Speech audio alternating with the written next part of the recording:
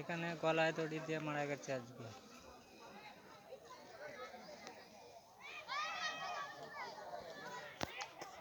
একটা বউ গলায় দড়ি দিয়ে মারা গেছে আমাদের মোনারপুরে ডানকুনি। নিজের সন্তানকে নিজে হত্যা করে নিজেও গলায় দড়ি দিয়ে মারা গেছে। এখন পুলিশ এসছে, অনেক লোক এসছে মোনারপুরে এলাকায়। এখন কেসটা কতদূর বাড়ে দেখা যাক।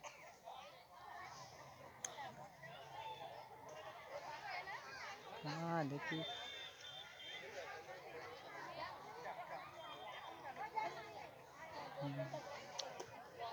হ্যাঁ সবাই এখানে